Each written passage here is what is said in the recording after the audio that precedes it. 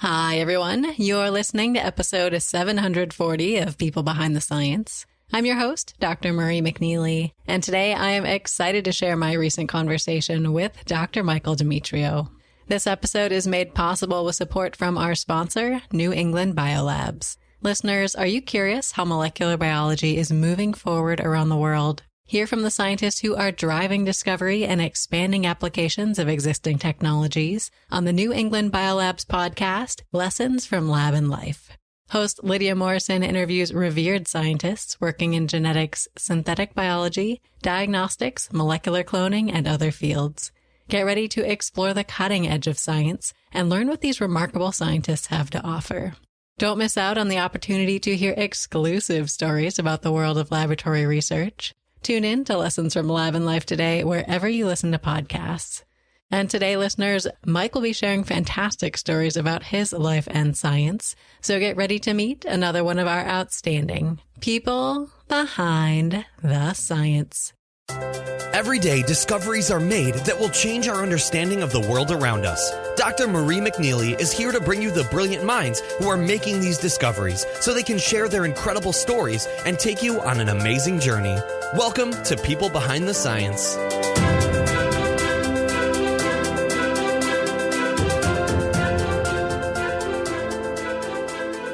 Hello, everyone, and welcome to People Behind the Science. Today, I am thrilled to be speaking with our guest scientist, Dr. Michael Demetriou. So, Mike, welcome to our show today. How are you?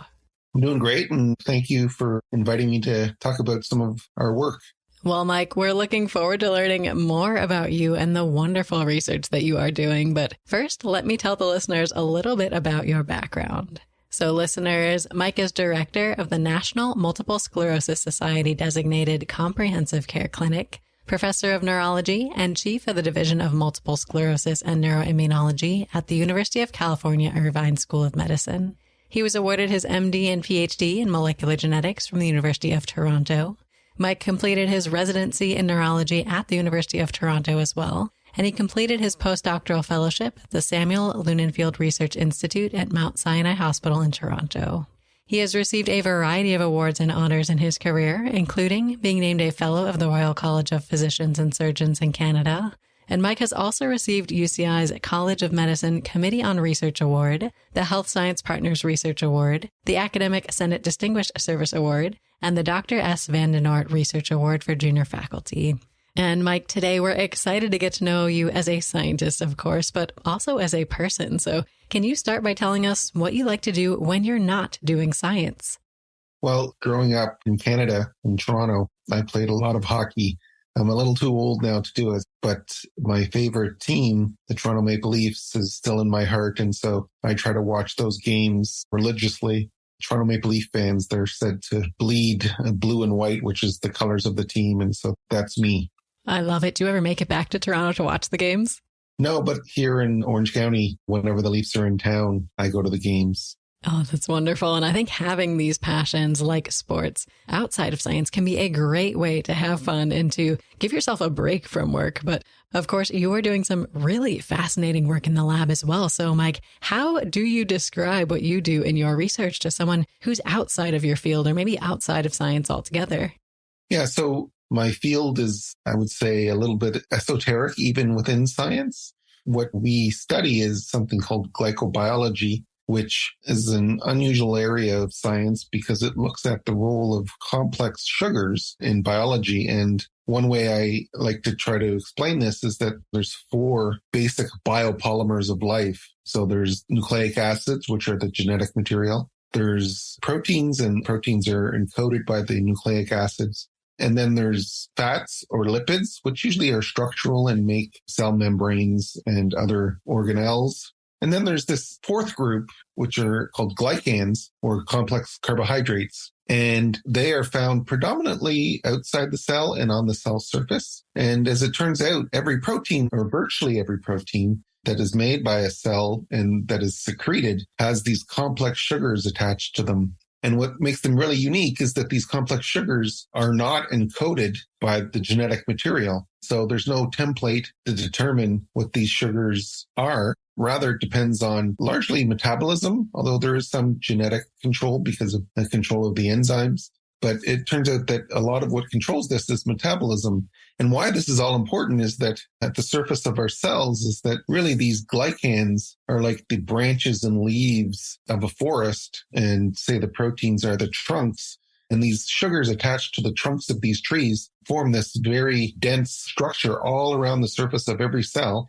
And they interact with other proteins called sugar binding proteins.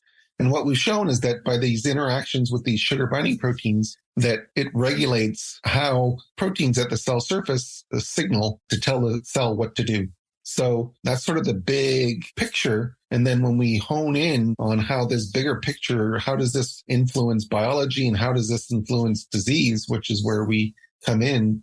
Very interesting. Well, Mike, I think the forest analogy that you used really helps people envision these glycans on cell surfaces. And I look forward to talking more about your research, looking at glycobiology and how it relates to diseases as we go through our conversation today. And I think as a scientist, you do get to work on very exciting research, but it isn't without challenges. So it can be helpful to have a source of motivation or inspiration handy for when you need it. So Mike, do you have a favorite quote or a saying or something that really motivates and inspires you? Yeah, I would say perseverance, not a quote, but a word. I think to be successful as a scientist and probably in anything is if you really believe in what you're doing, you need to persevere to see it through, even when there may be a lot of naysayers. As an example, the recent Nobel Prize in medicine that was given for the messenger RNA vaccine, the one person who won, she toiled working on that when no one else thought it was important to her, but she did, and she persevered. And so I think that's a critical thing for success. Absolutely. I think this persistence is absolutely key in science. And I think having these inspirational people and motivational people to teach you these important lessons, like how to persevere in science, can be critically important as well. So, Mike, when you think back about your own journey, are there particular people who really motivated you or served as role models or mentors to really help you get to where you are today?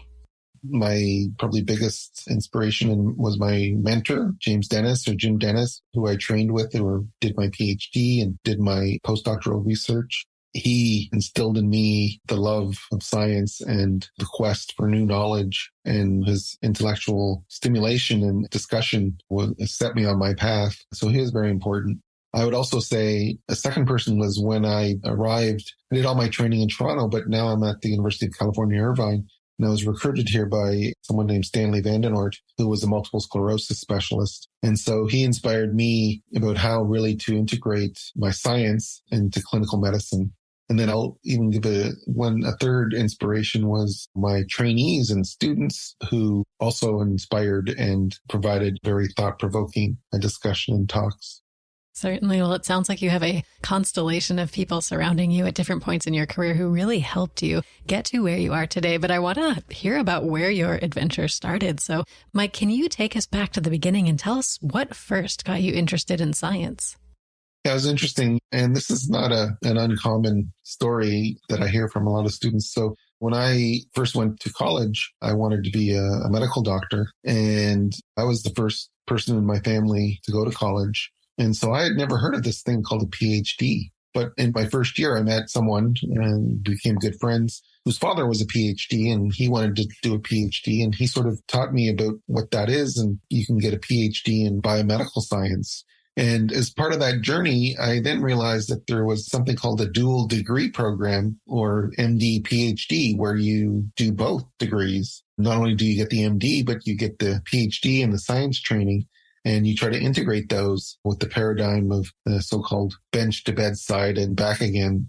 That got me interested in not just being an MD, but to do both. And so I was fortunate enough to get into the MD PhD program at the University of Toronto.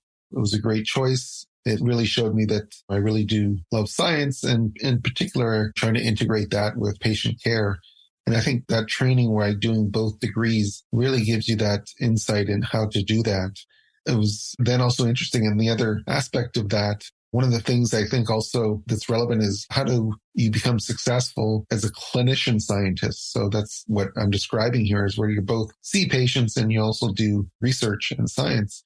And sometimes it's not so easy to marry what you do as a clinician with what research you do. And that's because research shouldn't be directed. You should follow where it leads you and not stay in a box. You want to break out of the box and go where things are. For example, I'm a neurologist, but if I had the cure for malaria, or I thought that I could get the cure for malaria by doing something, I should do that, even though it's, unrelated to neurology. But to try to keep those things together is that I think, and this is what I did with my training, and this is what I tell my trainees, is that you want to be flexible in terms of your interests. So as you're becoming and growing as a clinician scientist and going through training, you may think you want to be an oncologist or a surgeon or an obstetrician, and you have research interests that maybe only one of them would be really marry up with one of your clinical interests. So maybe that's what you do, is you don't necessarily take your favorite clinical aspect and your favorite research aspect, is that you look for that synergism. And so that's sort of what happened in my career. Is after I did my PhD, which was mostly in cancer biology, but I was looking at glycosylation, I thought I wanted to be an oncologist. And when I went back into the clinic after doing my PhD, so in these MD PhD programs, you do the first 2 years of your MD, you then do your PhD, and then you go back and do the last 2 years of your MD. So when I went back in, I thought I wanted to be an oncologist. But when I actually started to do that, I didn't like it. And there's a number of reasons. But the biggest reason was that, at least at the time, was that often your patients pass away. And I saw that there's always, of course, an emotional component, but the bigger issue for me was that I may think that I'm a failure over and over again, where you try to do the best you can for the patient, but they still pass away. And I didn't think that would be something I could do for a career, because of that seemingly thinking that you're failing all the time, even though intellectually, you're not. So I then decided to look, what else could I be interested in? And I thought, maybe a neurosurgery. So I looked into that, but neurosurgery turned out to be something that wasn't intellectually stimulating as I thought it might be. Then I thought, what about neurology, which is looking at the nervous system, but not doing surgery? That seemed very attractive. At the time, I thought in neurology, the brain, we know so little about how it works. Scientifically, there could be many, many years of activity and research into the brain. But then when I went into neurology, I became a resident in neurology, again, all of it at University of Toronto. I realized that, in fact, a lot of the disease that happens to the brain is not actually intrinsic to the brain. It's things that damage the brain, blood vessels being cut off, like in stroke. And then the other one was inflammation. And now we know many of the brain diseases have inflammation. The classic one is multiple sclerosis. But now we know a lot of the neurodegenerative diseases like Alzheimer's and Parkinson's disease also have a lot of inflammation and contribute to the disease pathology. So as I was going through my neurology residency and learning this, I then wanted to swing back and do a postdoctoral fellow to do more research. And where I had done my PhD with Jim Dennis, who I had mentioned earlier, some of the work that I had done, they had moved it into the immune system, and we're seeing a phenotype in the immune system. Before I was more focused on cancer. So I decided that I'll go back to that lab to do my postdoc and now look at the immune system and T cells as part of the immune system, and to see if that had any relevance to the classic model of inflammation in the brain, multiple sclerosis. And it turned out it did. And I was very fortunate. And we were able to publish a paper in Nature that sort of launched my career. That was able to get me a job at the University of California as an assistant professor. And so that was the journey that got me going. Well, I love it. And I really like that in describing your journey, you kind of had some of these twists and turns and unexpected problems that arose, Mike. Even just trying to figure out where was going to be the best fit for you is really not always straightforward in science or in medicine. And I think hearing the stories behind the science is absolutely fascinating. And listeners, if you are looking for more exciting stories about science, New England Biolab's podcast, Lessons from Lab and Life, is your source for staying informed about the most up-to-date molecular biology breakthroughs. Host Lydia Morrison interviews prominent scientists and delves into their research to uncover how their findings can affect society in meaningful ways. Tune in to learn from the experts and get a glimpse of the cutting-edge advancements being made by scientists around the globe. Don't miss out on this opportunity to gain new knowledge and stay informed on the latest discoveries. Tune in to Lessons from Lab and Life Today wherever you listen to podcasts. And Mike, you started to introduce us to your research earlier, but let's get into the details now. So can you tell us more about your current work and some of the projects that you are the most excited to be working on right now? So this forest of sugars on the surface of cells can be increased or decreased, and that has profound effects on how the cell functions. So we particularly focused on the immune system and T cells, and have found that this forest of sugars, when there's not enough of these, it weakens what we call this lattice structure at the surface of cells. And what it does is it enhances signals that make T cells become hyperactive. T cells are one of the quarterbacks of the immune system. And so when these T cells become hyperactive, what we found is that they can attack normal tissue and cause autoimmune disease, which is, of course, something that we don't want. And then if there's too much of them, you can have the opposite effect where your immune system is not working properly. And we actually see this as we age. So as we age, there's something called immune senescence, where our immune system doesn't work so well anymore like we were when we were younger. And this, is most recently and tragically exemplified by the COVID pandemic, where the elderly were the ones who were at the highest risk of morbidity and mortality or severe disease. And that's because the immune system doesn't work as well when we're older. And so what we found is that in autoimmune disease, when the immune system is hyperactive, part of that is because there's not enough of these sugars. And when we get older, there's too much and it dampens the immune system. And so really what you want to be right in the middle, the Goldilocks situation, not too hot, not too cold.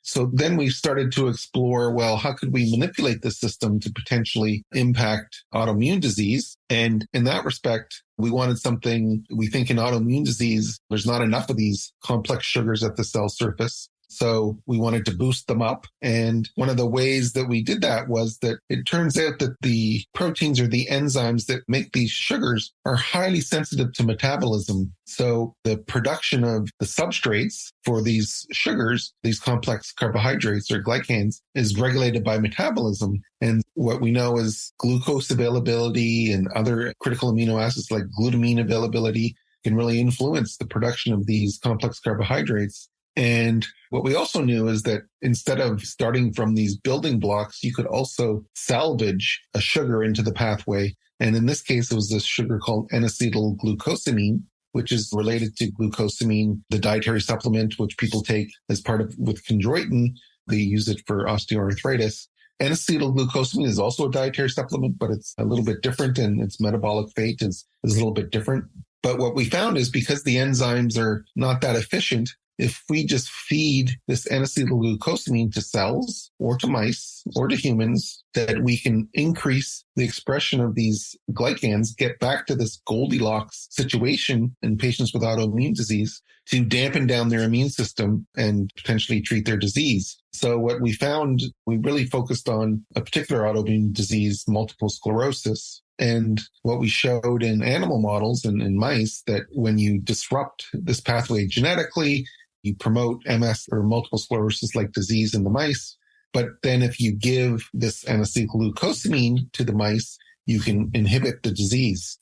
And we wanted to then see if that was also relevant to human disease in multiple sclerosis. So we carried out a clinical trial, most recently in multiple sclerosis patients, where we gave this N-acetylglucosamine at 2 different doses, and then looked at if in the patients whether there was any changes in the inflammatory markers. And it turned out some of the critical inflammatory markers that are really go out of whack in multiple sclerosis, things such as interferon gamma and interleukin 17 and interleukin 6, those levels were all reduced in the patients when we gave N-acetylglucosamine. And what was particularly striking, I should say, about it was that those patients that we treated were already on immune therapy. So this impact that we had was actually on top of what was already happening. And the other thing is a lot of the current medications that we have for multiple sclerosis, which are very good at inhibiting attacks, they don't actually impact inflammation in the brain. They don't necessarily reduce some of these factors that we saw that were reduced. Where we have shown is with this N-acetylglucosamine is that in fact it readily gets into the brain And so we didn't prove this, but we think we're actually impacting the inflammation in the brain. And one way that we looked at that specifically in the brain is there's another marker of nerve damage that was recently been developed. It's a protein called NFL, or neurofilament light chain. And this protein, or NFL, is only found in your nerve cells and neurons. And when they get damaged or die, it gets released and you can detect it in blood. And so when there's a lot of ongoing neuronal damage going on, like in multiple sclerosis, these levels are elevated. So what we found is when we gave this N-acetylglucosamine in patients with elevated levels, we saw a reduction, which was pretty good, very striking. And that was our trial was actually very short. It was only 4 weeks of treatment with this N-acetylglucosamine. In fact, the amount of reduction that we saw in this marker was as good, if not better, than one of the most potent MS medications available currently that was at 12 weeks, where ours was at 4 weeks. So it looked like, as we saw in our mouse models, we were able to potentially impact inflammation in these MS patients. There's one other aspect of this that I think is also really exciting. Mm-hmm. So if we go back to animals, I should clarify, multiple sclerosis is an autoimmune disease where the immune system attacks the brain, in particular myelin, but it's also a neurodegenerative disease where the neurons themselves can also get damaged and die. And that's how we can detect this NFL, or neurofilament light chain protein. And our current treatments are really good at preventing acute attack, but they're not very good at preventing this neurodegeneration component. And we really don't understand the mechanisms for this neurodegeneration. And one of the potential mechanisms is that the brain has what's called the blood-brain barrier. And when you have an acute attack of multiple sclerosis, that blood-brain barrier gets broken down and any therapies that you have can get in there.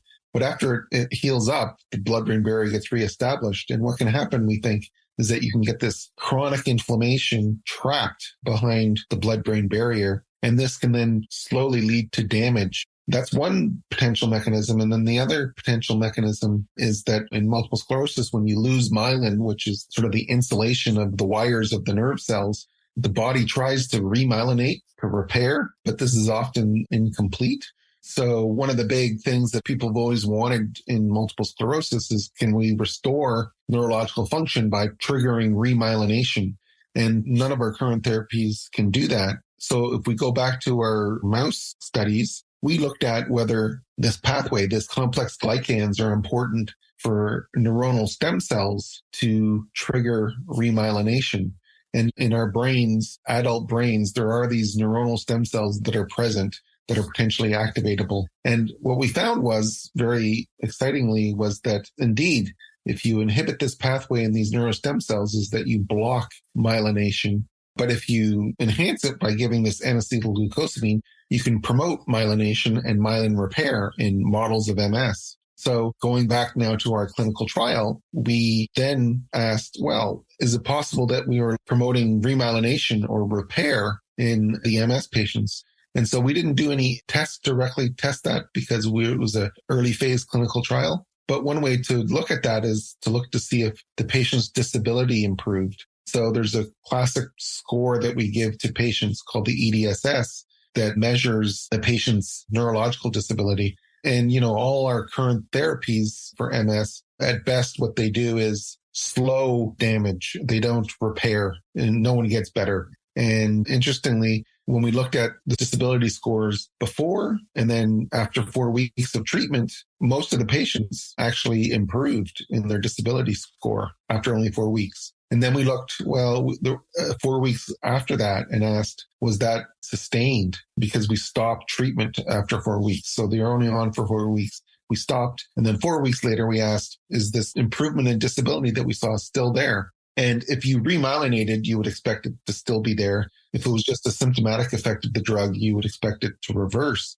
And in fact, most of the patients have stayed the same. So about 30% of the patients had this improvement in disability that was sustained, suggesting that we may have remyelinated. So what we want to do now is our big plan is we need to confirm this. And this trial, one of the big caveats of the trial was that it was an open label. So we weren't blinded. And so we need to do in the future a blinded trial to look at these questions. Do we actually improve myelination?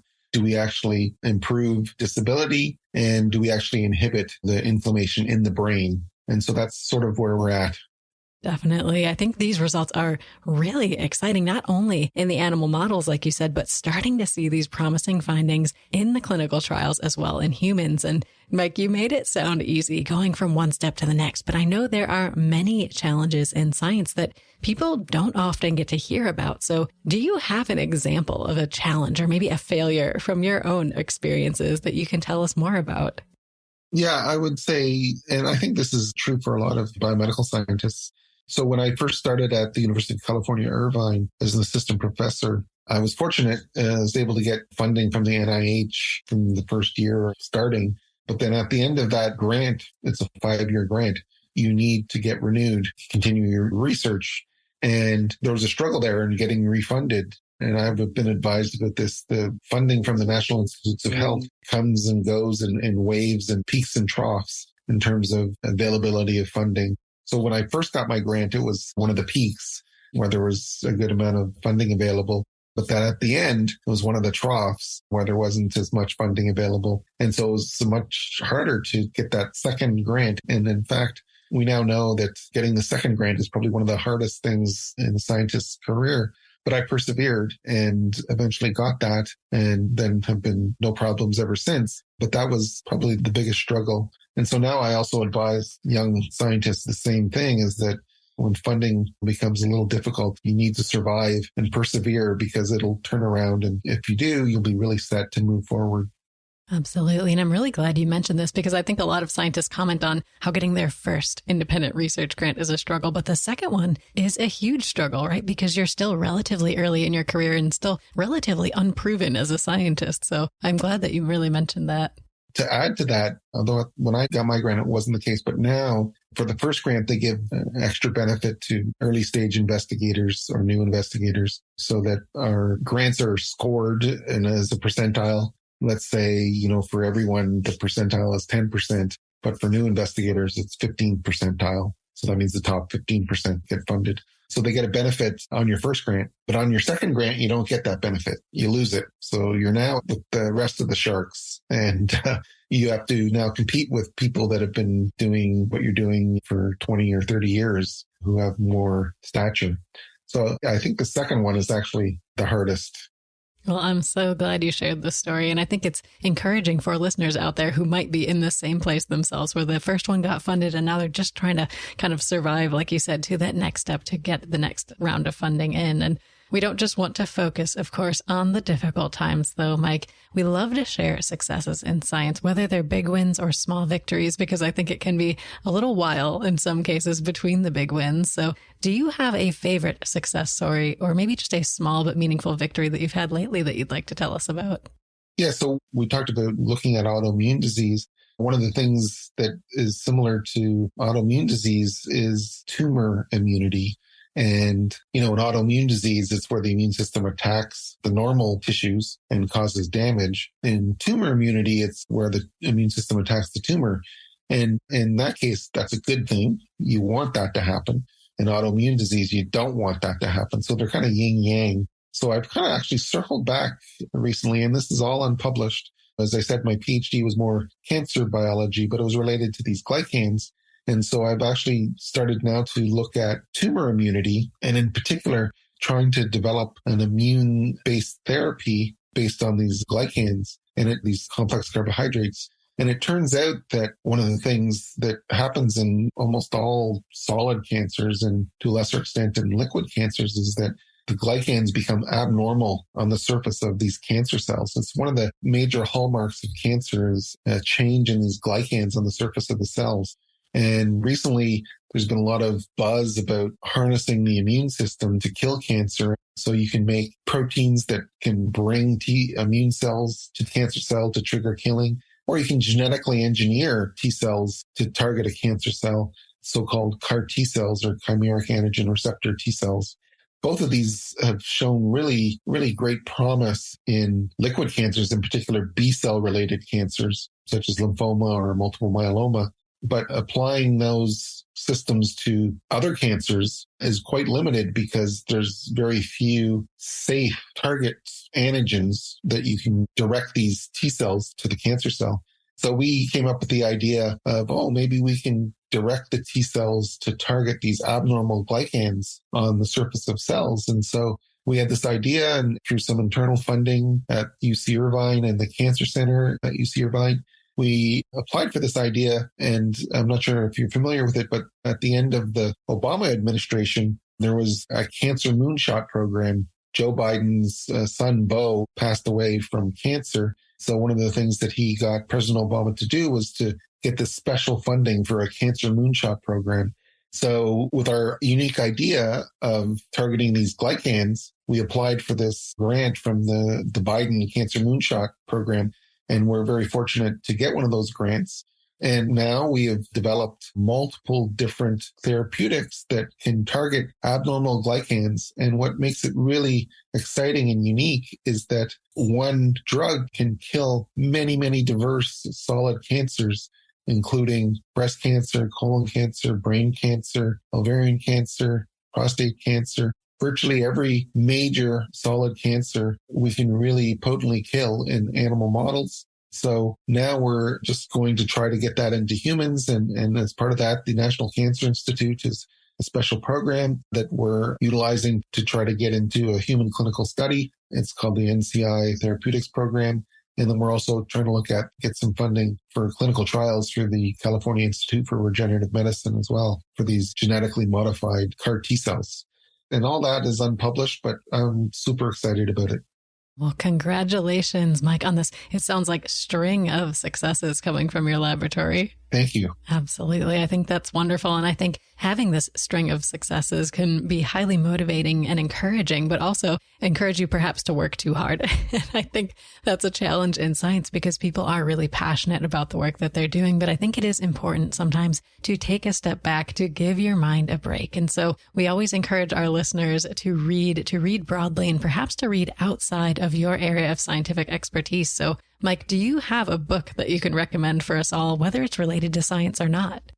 My favorite book from growing up has always been and still is The Lord of the Rings. But now I'm also a bit of a political junkie. So I like to read a lot of blogs and posts about politics. So that kind of keeps me in a different sphere.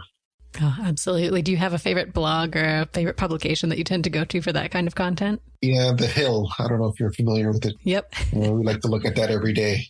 I like it. And I think it is a good idea, like you said, to move your mind into a different sphere, to kind of refresh so that you can come back to your science, potentially with some new ideas as well from these different areas. And I think as a scientist, not only do you get to work on really cool projects, but you get to go to really cool places. And we love talking about scientific travel because I think this is a huge part of the career, going to conferences, meeting with people from all over the world. So, Mike, do you have a favorite place that your science has taken you? A favorite can be for different reasons. Mm-hmm. Their favorite can be because of the science, and favorite could be because of the location. And then the ultimate favorite is where you can combine both. Right. I've been fortunate to go to a lot of different meetings where there's great location and great science. In particular, because we study these sugars, there's this annual Society for Glycobiology meeting that I like to go to, and they move around. But this last one, which I was just at back in November, was in Hawaii on the Big Island. So that was a great combination of location and science. And then there's actually a local community of glycobiologists in Southern California. And we have annual meetings in San Diego called the San Diego Glycobiology Symposium. And I really like that one because that one is only for off the record presentations. So you're really presenting stuff that is maybe not set for publication or even prime time.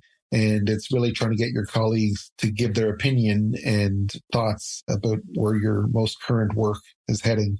Those are always very enjoyable. Absolutely. And if you had to pick based on just place, where would you choose? Hawaii is probably pretty good. I went to Rio for a meeting. That was pretty exciting as well. Rio de Janeiro, and went to a meeting in Qingdao in China. That was interesting because at the meeting barbecue, there was some very exotic food, shall we say. Were you up to try the exotic food, or did you kind of let other people give it a go? No, some of it was too much for me. That's fair. So what did you enjoy very much when you were able to visit the Big Island of Hawaii? Well, I've been to the Big Island before. I hadn't been there for like 10, 15 years. But the one thing that I never did when I went there before was to go up to the top of Mauna Kea, where the observatories are, which is a huge volcano on the Big Island. It's almost 14,000 feet. And it's really unique because you can go from essentially sea level all the way up to almost 14,000 feet in a few hours. That's bigger elevation change than from Everest Base Camp to the top of Everest. So it's been on my bucket list to go back to the Big Island and do that. So we were able to do that. And things have changed there. So you have to have a 4-wheel drive. And there's a ranger there that checks your car to make sure you have 4-wheel drive to get up. And then on the way down, they actually take the temperature of your brakes. And if they're too hot, they force you to pull over until they cool down because of the steepness of the descent.